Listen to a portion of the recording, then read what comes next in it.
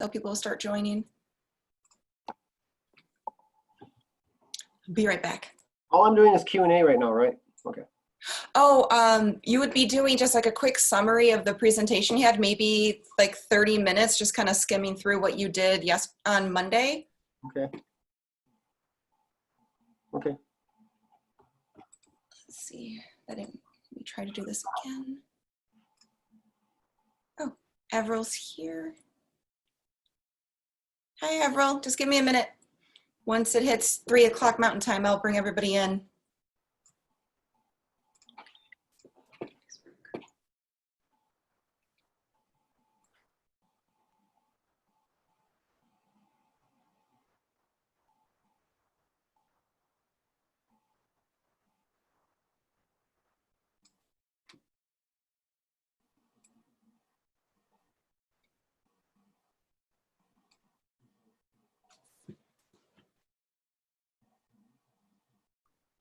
Okay.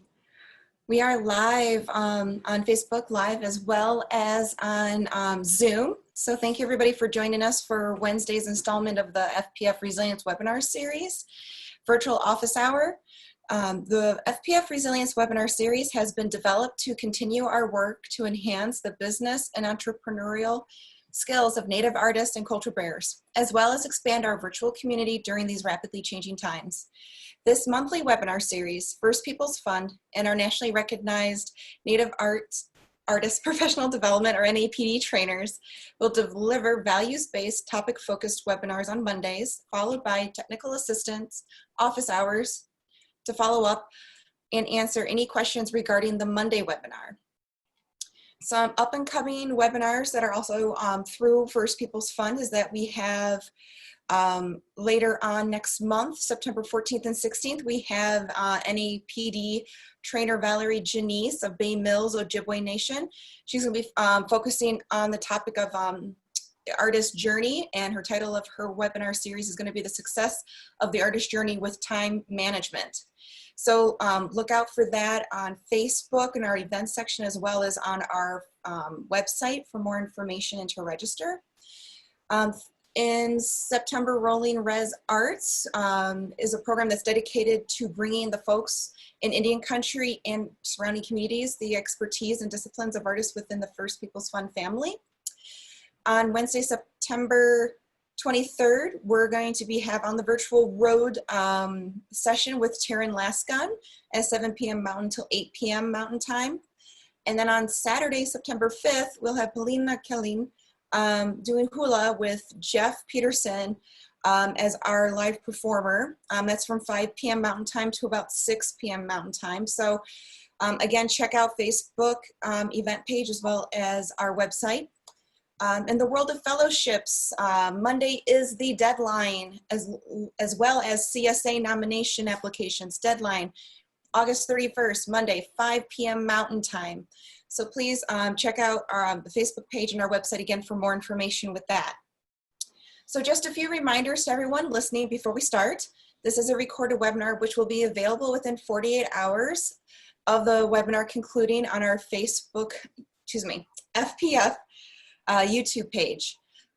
Please keep yourself on mute if you're in Zoom, and once David is finished with his quick presentation summarizing what was covered on Monday's webinar, people on Zoom will virtually join him to ask any questions that they may have from Monday's webinar or even today's session.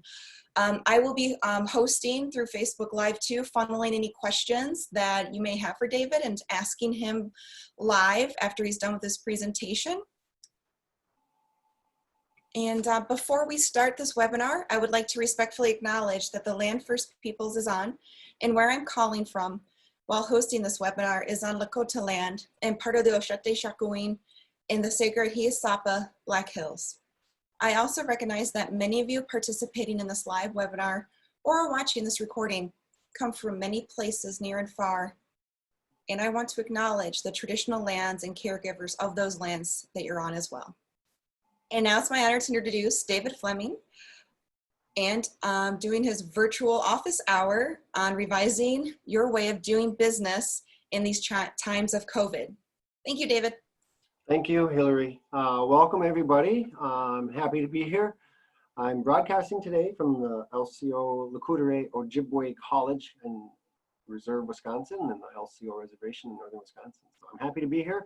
Monday, we had a great session. We went over the webinar and talked a lot about what changes we should be doing during this pandemic.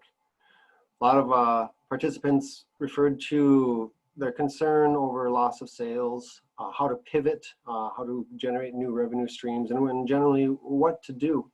So we had a good discussion at the end of that, and if you have questions, jot them down, and we'll have a little time after this review to answer them. Excuse me.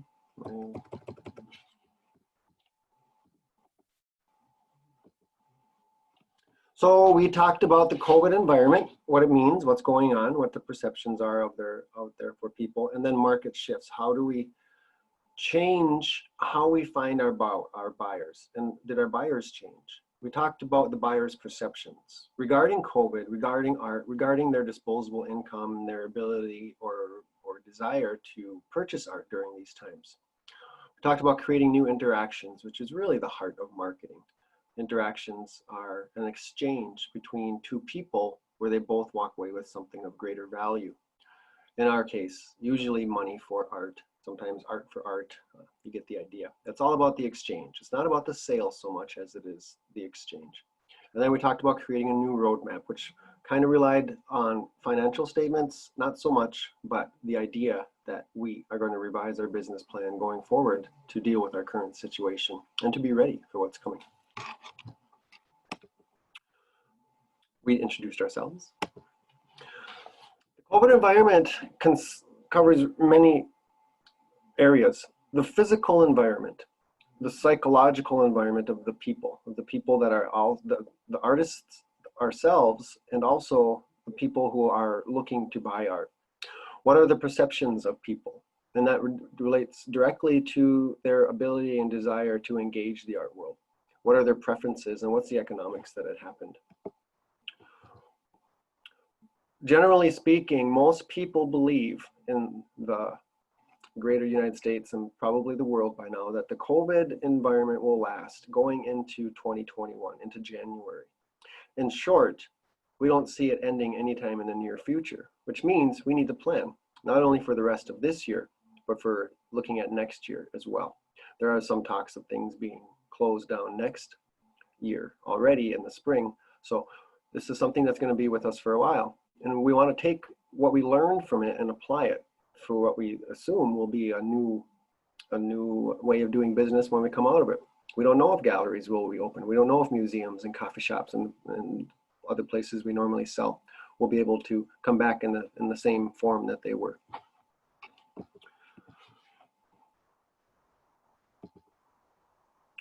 It's changed everybody's perceptions of what they should buy and when they should buy.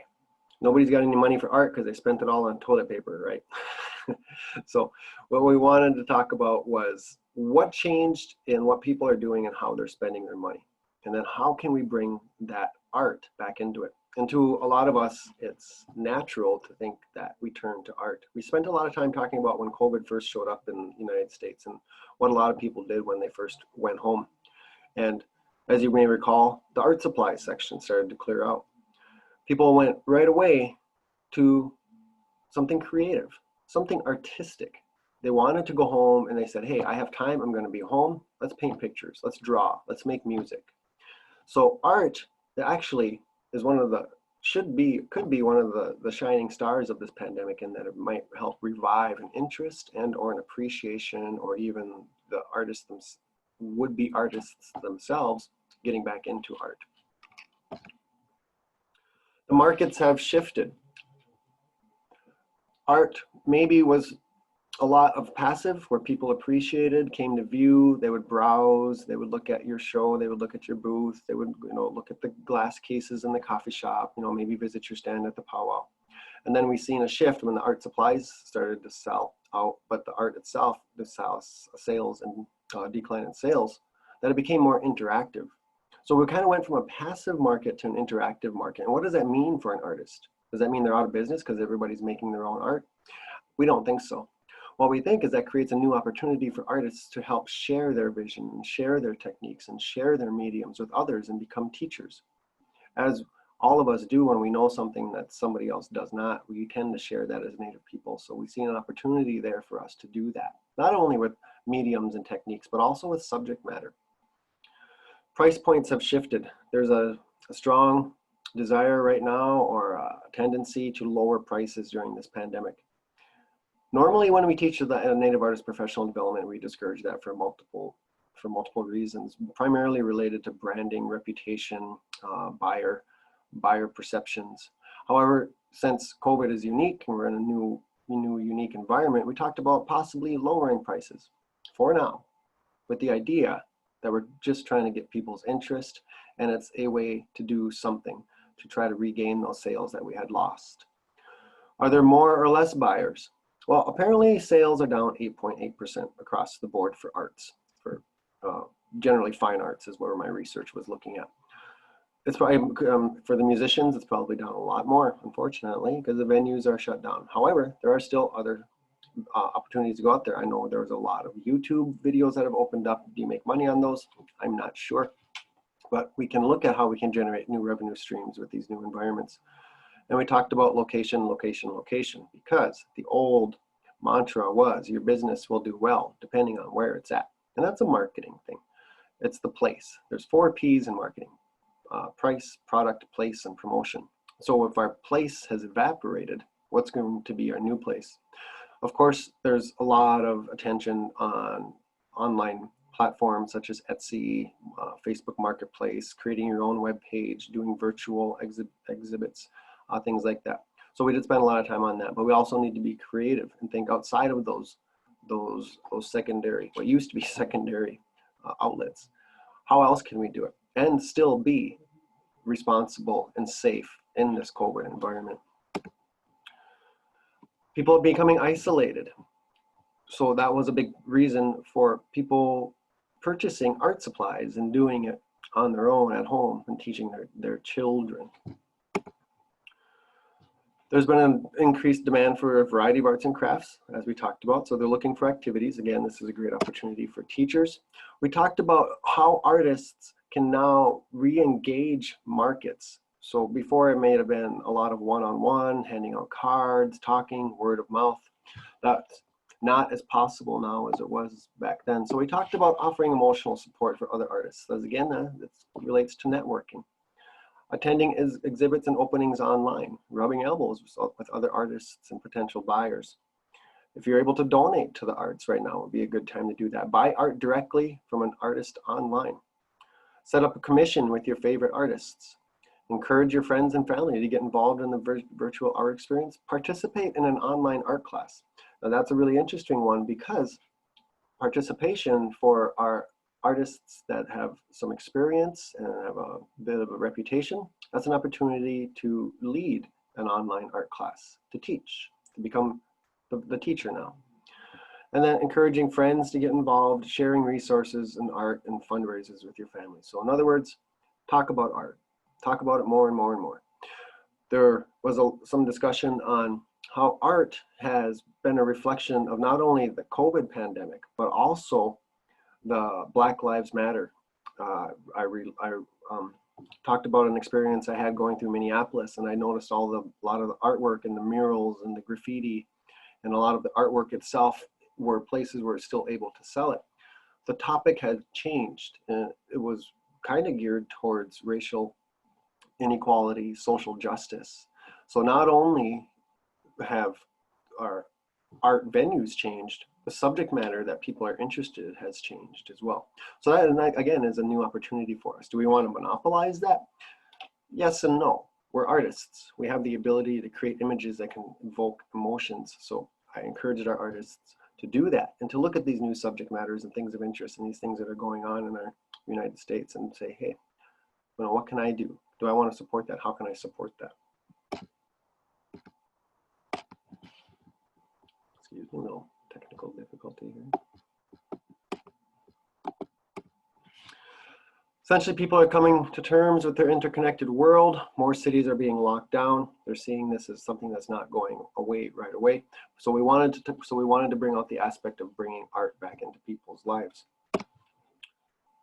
We talked about the need to ensure that your buyers feel that you are respectful and aware of their probable concerns for the COVID pandemic. So we talked about developing your COVID prevention practices. We've seen a lot of commercials on TV. We see a lot of things where businesses are saying, we care about you. We're doing hands-free delivery. Here's what we're doing to keep you safe, our customers, from the COVID. Our artists can also use that approach to ensure that their buyers know that they care and that we have practices in place to help be part of a community during this pandemic. People are getting creative, and art itself, we talked a little bit about how it can help people during their times of isolation and their fears, and how art can alleviate that. We talked about how music was a big part of the way people elevate their moods. When people want to feel better, a lot of times they'll turn on a song, they'll turn on some good music. Again, that's an opportunity for artists. I've heard a lot of music on my Pandora lately that talks about social justice and talks about the need for change. Again, that can be reflected in our arts and the things we do. A lot of the artists who don't have subject or medium that easily relate to those types of changes, if you're a beadwork maker or regalia maker, you really, maybe you could do a BLM skirt or something, but it's a little more difficult. But the idea that we want to change the way we're doing things because we need to change the way we're doing things because we're not in the same world that we were, is really the heart of the discussion that we had on last Monday. We talked about how buyers perceive art, as I mentioned, and how we want to use that as a message. Perhaps it's a rebranding of yourself. Perhaps it's a way to get your message out there that's going to resonate with people right now who are looking for things to do, who are looking for something bright, who are looking for something that's going to improve their current mood or their current situation about how they feel about what's going on. Excuse me. Art helps us think. Creative forces help us think outside the box. And as artists, we're very creative people, so maybe we should have some of the most creative solutions to our own industry's plight during this pandemic. How do we create new marketing interactions? How can we maintain our levels of sales, and how are people interacting now? Of course, we talked a lot about the online options. We also did talk about some of the older options. It's still possible to leave flyers out, to leave groups out, to have online chat sessions. Maybe it's a meet and greet the artist, show your new painting, show your new beadwork, show your new basket, whatever it is.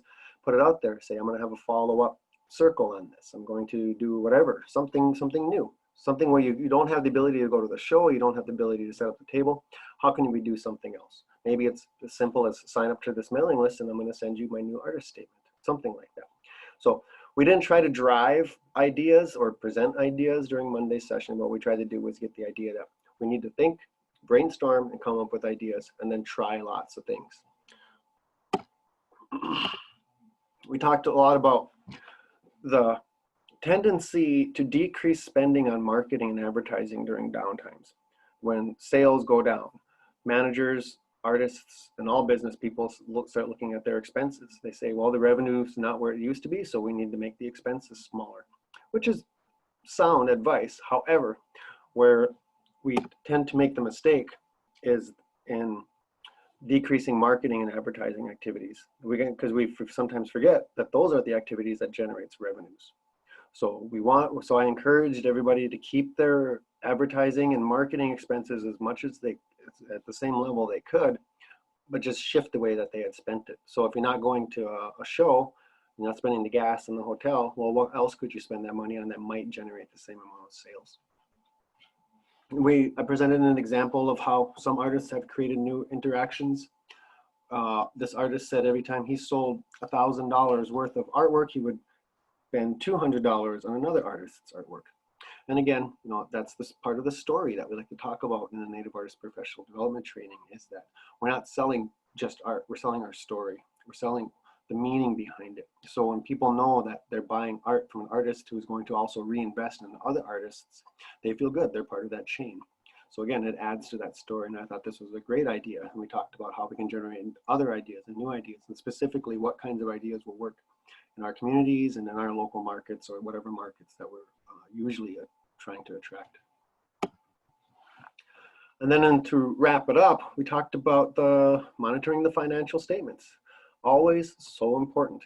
We use the financial statements to determine what's working and what's not working.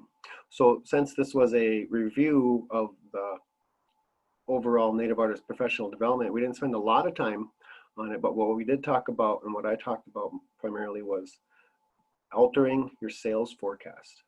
And then you can look at your expenses on your own later, because we know that sales are primarily what we're looking at when we're trying to engage our buyers. Look at the last 3 years' sales records. Write down what assumptions you had then. If you sold at a certain show and you sold $5,000 for the last 3 years, you would assume that you would sell $5,000 for the next 3 years, or maybe go up a little bit depending on what your portfolio or what you're bringing to the table. And then look at those sales records you had over the last 3 years and say, well, what's going to happen in the future? I know that some people are experiencing more than an 8.8% decline in sales. Some people are actually experiencing an increase because of whatever they're doing for subject matter, word of mouth, where they're at. But generally it's down, roughly about 10%. So in order to create a new roadmap, start with the sales forecast. And I presented this, and again, we go into greater detail of these types of things in the business planning section of the Native Artist Professional Development. But if we had 22,000, 27,000, if you look at the bottom total line here, and then last year we had 30,500 in total sales from our different revenue streams. What do we think will happen in 2020? Well, it's mostly over. We're at the end of August, so we already have a pretty good idea what it's going to look like. So here, I put down a dramatic decrease, almost half, 50% decrease in sales, which is probably what a lot of us are experiencing. And then going forward, we do hope and expect it to rebound. So these 4 revenue streams of your original artwork that you're selling, and in this case, this artist is able to reproduce or replicate some of his original artwork and sell copies of those. It's like a painting and then selling a poster of it. He was giving lessons, and then she was also giving workshops. So that income dried up in 2020, but expecting to come back in another form 2021, 2022. And I think that's going to be common for a lot of people that did share their knowledge, is that people needed some time to figure out how to do that now. It's still needed, it's still in demand, it's still valuable. We just need to change the delivery method. And a lot of organizations like the First People Fund have been very nimble to do that and to adjust the way that we're doing business. And as artists, we all need to be nimble and adjust the way that we're doing businesses. I wrapped up and left us with this quote from Mike Egan, saying that art will not survive as some dull thing.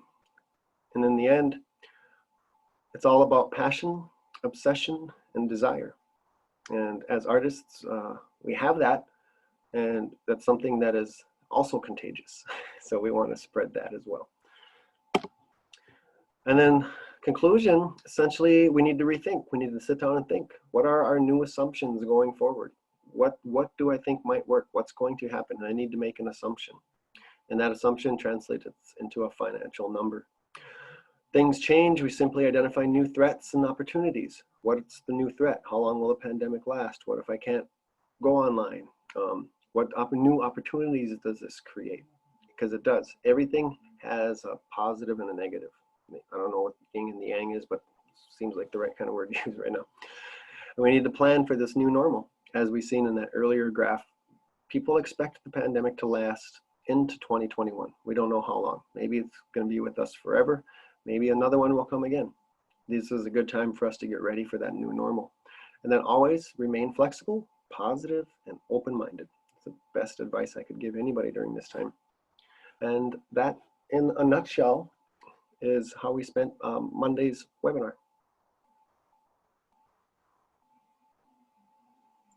Yeah, thank you, David. We do have a couple questions that were coming in while you were doing the summary of your presentation. One question is, what if an artist is new to business planning and also new to the art world right when COVID hit? What words of support would you share with them to keep pushing through? Okay, so business planning, if I can start there, is it's a daunting task if you're not familiar with it or you don't have a trainer. So the Native Artist Professional Development Training is great because we cover that in there, and there's a new section coming out that talks about business plan unique for artists. Local resources are sometimes available through extensions, community colleges, programs. Sometimes you'll see a business planning workshop being offered. But essentially what you want to do is say, what do I want to do with my business? Where do I want my sales to be? And how am I going to do that? The what, where, when, and how. What, where, when, and how. What was the other part of that question, Hillary? Let me see here. Sorry, scrolled away from it for a quick second.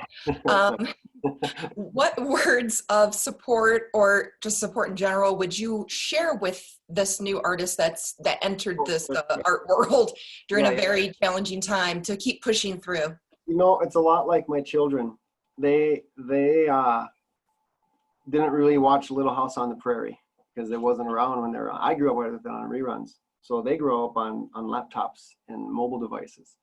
The positive thing is that as you enter the art world in this environment, this is your environment as you know it, so it will be natural for you. So that's a good thing. So don't let it scare you. Don't think that, well, everything's all, confused right now and it's, I don't know, because things are different. And so think of it this way. This environment that we're in now is going to last a while. So as you develop your processes, as you develop your ways to reach people, these are going to be your first operating practices. So in some regards, that's a leg up on people who are trying to figure out how to rethink things, because this is your first shot out. So maybe your ideas are going to be innovative and creative, and before those ideas may not have worked. So you have that going for you. It's also a really good time for portfolio development if you're a new artist and you have the time and the financial ability to keep working on building your body of work. Otherwise, the best advice I can give for a new artist that is just coming out during COVID is explore the mediums, look at what other artists and new artists are doing. Start small, use your Facebook and your Instagram page. I started making jewelry this last summer because I was home a lot. And I put it on my Instagram, and sure, now I'm starting to sell some, and maybe I'll grow it, maybe I won't, but I'm learning a lot as I go. So just take every day as it is, learn what you can, keep notes, and at some point evaluate what you thought would work and see how well it worked and see how well it didn't work. Yeah, so it kind of leads into, I think, a question you already answered that I collected, is pretty much just embrace the new normal and just keep moving forward. That's what I'm hearing. Right, it is. However, for a lot of people that have been doing business a certain way for a number of years, it is more of a challenge, I think, because if you're new, you're looking at this new environment and you see it as it is, where people who have been here for a while may have see it as we're on a different road now. So I don't know what's easier, starting fresh in this environment or pivoting with some experience in an old environment and trying to figure out this new way. I think it's going to be highly up to the artist. And again, the main thing is be positive, be creative. We can do it. Things are still being sold. The stock market is, at 23,000 or something, and it's super high. Some businesses are doing tremendously well. In every economy, we have an inverse relationship. If steak sales go down, hamburger sales go up. If car sales go down, or if the financing for cars go down, well, then the collection agencies start doing better. So there's always an up and a downside to that. So right now, we just need to find what's the upside, and I kept talking a lot about your ability to train and teach and share, but maybe there's some collaborative efforts in there, online workshops, maybe remember the guy with the big hair painted on TV, Happy Little Trees? Do that on FaceTime. Bob Ross. Yeah, Bob Ross. Do that on FaceTime, and then ask for a donation until, you've done enough of them where you can say, now you got to pay before you come see me. And that's just off the cuff idea I came up with right now. So, and that's what it is. And I always encourage people to not brainstorm alone. sit with your friends, family, sit around the campfire, have a cup of coffee and say, hey, I'm doing this. What do you guys think? What do you think would work? Try it out. And again, don't forget to put your marketing money into it. You're going to need to invest just like anything else. So you're buying your supplies, you're going to get a return. No, we do it with our marketing too. Yeah, no, that's great. And it actually leads into, I think you touched a bit on it. What do you think would be the hardest struggle for an already established artist with this new normal? The pricing. I'm not sure, like the high end stuff seems to be holding pretty well. But we know the bulk of artists are in that mid-range with those price points in the middle, just like where the rest of America usually is. I think the hardest part will be, do you want to lower your price? Do you want to stop selling during this time? Do you want to keep pushing to sell? And that's really going to take some reflection on the part of the artist. If you do want to keep selling and try to maintain those sales levels, it's going to take a little more marketing effort because we're not exactly sure what's going to work and what's not going to work. Everybody is turning to online stuff. So many advertisements are on Instagram, TikTok, and all that it kind of becomes a little bit of advertisement fatigue. So how can you best reach what your target market is? So if you are an established artist, you already have a pretty good profile of the types of people that like to buy from you. So now is the time to really drill down and say, how can I get a hold of them? If you're lucky enough to keep a mailing list or a fan base or something like that, great, work that. If you don't have access to data like that, think about who your buyers are. What types of people are they? Where are they? What are they doing right now? And then how can you reach them? And I know that's easier to say than to do, but unfortunately that's kind of the new reality as well. A lot of people are poking and prodding to see what works and what doesn't work. Some people are just riding it out and hoping that the old ways come back, and they probably will at some point. People do not want to be isolated. We're not isolationist people. We're community people. We're tribal people. We need to interact. So I know that will come back. I don't know what it'll look like, but I know that will come back. So you can ride it out if you have the financial wherewithal to do that, or you can reinvest and try a bunch of different marketing and advertising techniques. Maybe even contact a marketing firm if you have that kind of money.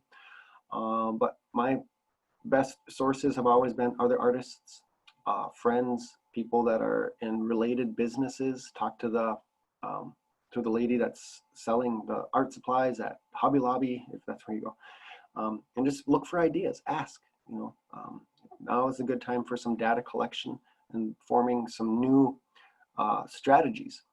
And that's really what it is we need to rethink our strategies. So what was your strategy before? What worked? What is your strategy going to be going forward? And if you're at total loss, ask other people. People, in my opinion, and what I've noticed is that people they really like to give you their advice. So now's a good time to get it. Yes, that is very true. And while you were speaking, we got another great question from Facebook Live from Emily. She said, I have noticed a lot of collaboration going on with local artists, to me, which seems to boost all of their sales in the symbolic relationship they are taking advantage of. How would you suggest artists take advantage of the skill set of others, whether it be physical collaboration or help with digital marketing? That's a good idea. I like the sharing idea. So the collaboration, you're probably not passing a painting around and painting on it, bringing them together, doing mutual exhibits. Why try to host an exhibit by yourself? Bring in a group of artists. If somebody is good at digital marketing, maybe you can trade or barter with them. Some people are your photographer friends who are looking at low sales right now. Ask if they would want to do a photo shoot of an exhibit, and then you'll pay them when you sell some things. Collaboration really is key in times like this. How do we collaborate is probably the most important question. And of course, we have telephones, we have Zoom, we have Teams, we have video chat rooms. Those are great. If we don't have that kind of technology, I remember we used to have phone calls where you could do three-way calling. And I've seen people in the park, they're 6, 8 feet apart wearing masks. So that's still possible, and it's outdoors, and it's really nice to be out there. So however you collaborated before, I think that same idea still applies. We just need to figure out a different way to do it. If you can't meet at the coffee shop, maybe you're meeting at the car, something like that. Collaboration is key, and now is a really good time to talk about what is working and how can we work together as an artist community. So with sharing, maybe it's just a coffee talk in the morning or something. With sharing, what works for you is shared with other artists. What didn't work also, that's a good thing to know, what doesn't work. Because if you're thinking of doing, a word of mouth campaign and someone says, oh, I tried a word of mouth and now my tongue is tired and it didn't get me anything. Well, then that doesn't work. So however you collaborate, maybe it's just sometimes the way that I'll do it is I'll have a list of 3 questions and I'll call some people that I know have information or involved. And I'll say, what do you think about this? And I'll get all 3 of their answers or from each person, and I'll look at them and I'll see if there's similarities, differences, what's new. And then, sometimes if I have time, I'll summarize it and respond to them. And then that usually gets the conversation going. So, and that's just one way. Again, creative people, we're creative. Definitely keep that collaboration going and share it, because now is not a time to continue our isolation as individual artists. Now is our time to really come together. Yeah, and just to add to what you were saying, David, just through FPF and through our webinar series we've had so far, we had per usual, an awesome presentation by James Pagodas, who is an NAPD trainer as well. And he was sharing some video footage of performers taking songs from one Indigenous artist and then filming themselves separately doing choreography to those lyrics in front of an Indigenous mural. I mean, that just shows you another example of, social distancing collaboration. And it was beautiful. It was lovely to watch. And I think that definitely sprung a couple ideas for people that were watching live what was happening. So, yeah. And, one thing too is that the market is changing, where if before we used to sell to individuals, maybe now is the time to look at businesses that are buying, institutions that are buying. If you've heard of some organization that got some COVID money, say, hey, I can do a workshop. I can do some artwork that helps lift people's minds. It's good for the community. So not only, trying to revive the market that we used to have and try to get them to come back to the table, let's look at other markets, institutional markets, social groups, elders groups. Call them up. I'm an artist. I'm looking for some additional work. I've been doing this, and I know that you're doing this. And of course, you always want to do a little of your own research before you call anybody. You want to know a little bit about your customer, right?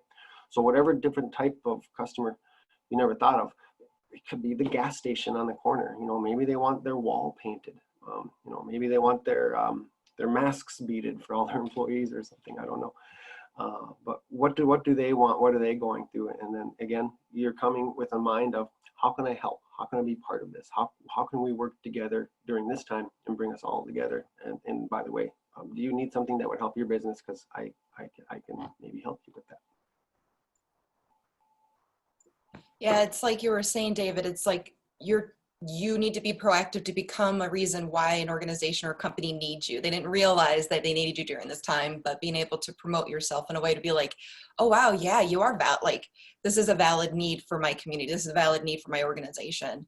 Mm-hmm. You're offering a product that we need right now because, again, we're being flexible and we're keeping that perspective in mind that there isn't a new, this is the new norm. So how can I use my skill set, and my Indigenous ways of knowing to really help my community and also myself financially? Right. And we always want to remember, as artists, art and culture are the best parts of humanity. That's where we express ourselves. That's who we are as human beings, and especially as Native people. So right now, the need for that, for art and culture and beauty in our life, is probably the most needed thing. And always, when there's such a huge need for something like that, the demand always materializes. So if people need to eat, so they demand food. You know, people right now, they need that feeling that art gives. They need that feeling that music gives. So we're actually in a really good industry during a pandemic like this. I mean, thank goodness we're not selling car tires or something. Yeah, I can say that's a great comparison, I guess. Hopefully nobody that's watching sells tires. No disrespect out there. Well, people aren't driving as much is what my point is. True. And I've actually heard people too as well. They aren't buying new cars right now. A lot of people are keeping the ones they have and just buying parts and learning how to take care of what they have, you know. So, and there's a market right there, you know, people who sell car parts, they're probably doing pretty well right now. So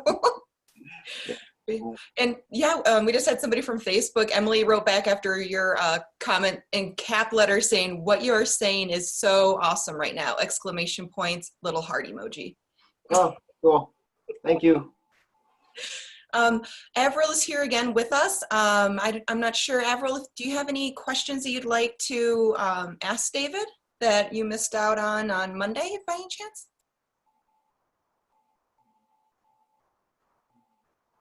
Hi, Avril. Nice to see your name again.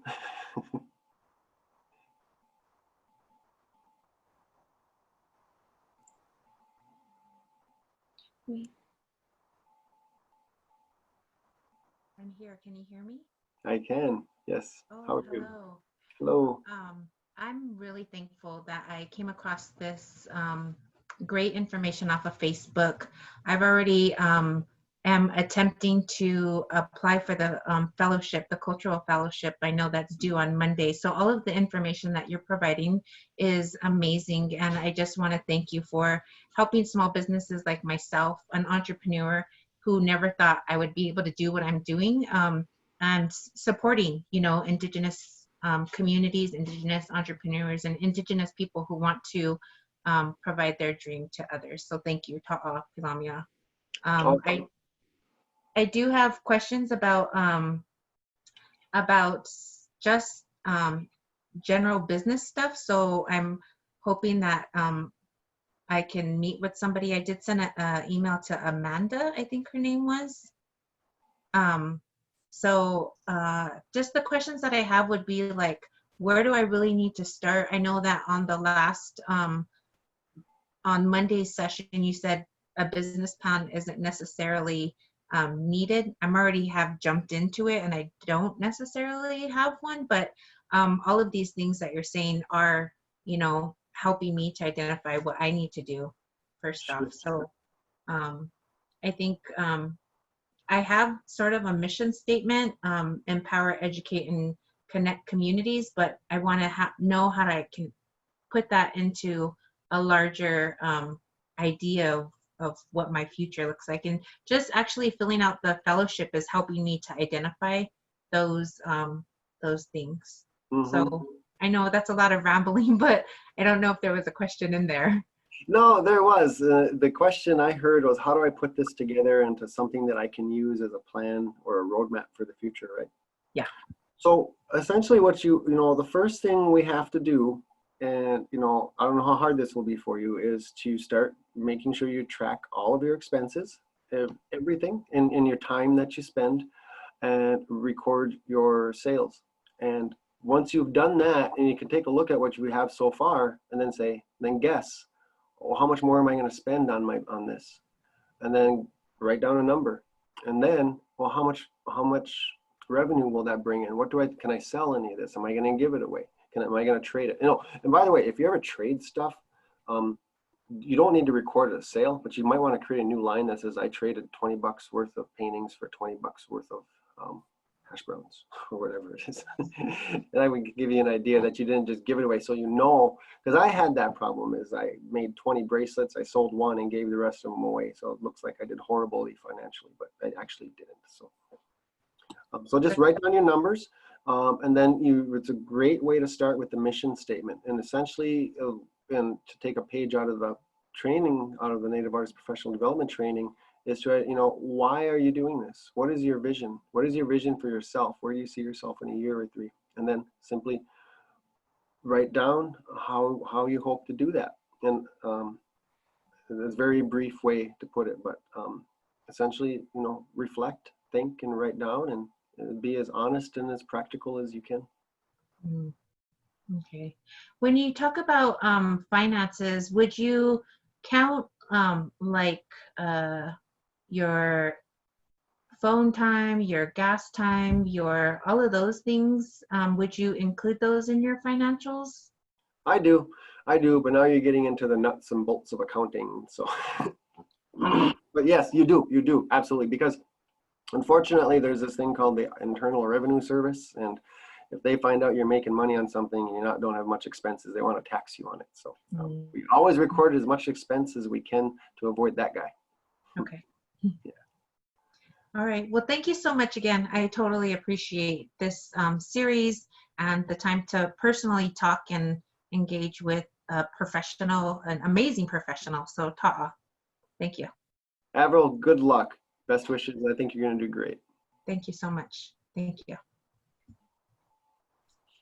Oh, well, again, this was a really awesome get together virtually. I'm like back and forth looking at my screens to make sure I'm not missing any other questions that are popping up. But currently it looks like Facebook Live.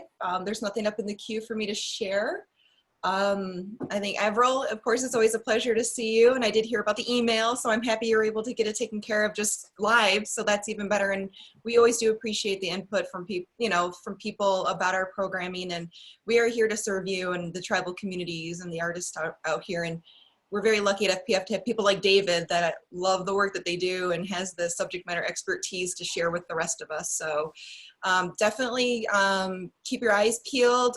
We're doing monthly until I think the end of next month. And then we're going to start planning for some webinars starting in 2021 and promotion of a possible virtual NAPD packages for tribal communities to look into to possibly work with us. So fingers crossed, a lot of great ideas are coming through the support of our NAPD trainers and great organizational support from FPF staff. So thanks again for your time. Thanks, Avril, for being part of our Hangout, and everybody else on Facebook Live. It's been a pleasure again to hang out for another virtual office hour.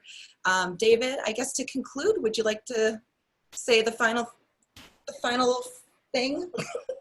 Yeah, I do. You guys, you artists that are out there that are creating and thinking and trying to get your vision out there and your art out there, we need you more than ever right now. It's a really good time, and I know that the art that comes into my life and the music that comes into my life right now is appreciated more than I've ever appreciated it before. So get out there and do it, and spread the love. Awesome. Great way to end it. Thank you, everybody. Have a wonderful rest of your week. Stay safe, stay healthy, and we will see you in September for another virtual First People's Funds Resilience webinar series. Have a great week. Bye.